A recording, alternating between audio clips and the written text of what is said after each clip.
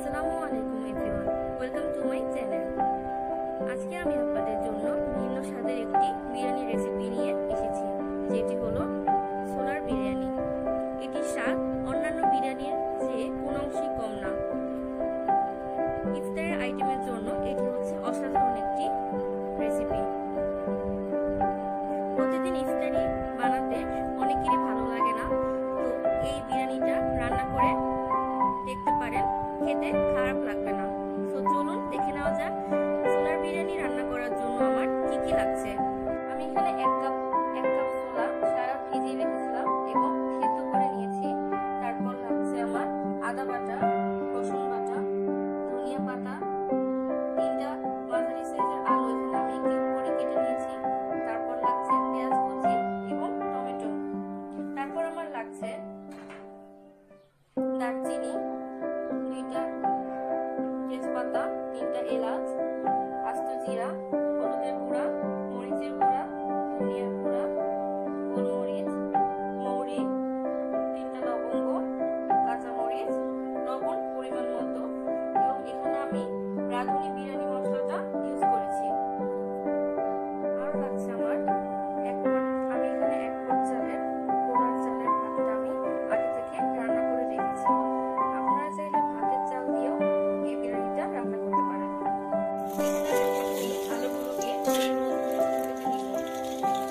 এখানে আমি আলুগুলো ব্রাউন কালার করে ভেজে বাটিতে তুলে রেখে দিয়েছি।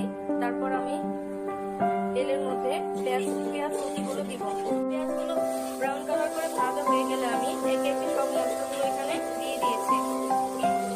এখন একটু পানি দিয়ে ভালো মতো মশলাগুলো কষিয়ে নিতে হবে যাতে পুড়ে না যায়।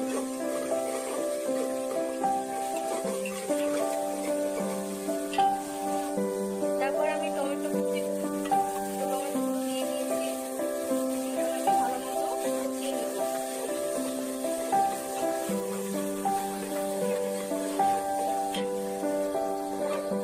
এখন আমি ছোলা এবং আলুগুলো দিয়ে দিয়েছি এবং আমি এগুলো এখন ভালো মতো কষিয়ে নিব। এখন আমি পোলাও চালগুলো দিয়ে দিয়েছি এবং আস্তে আস্তে এগুলো সবকিছুর সাথে ভালোভাবে কষিয়ে নিচ্ছি।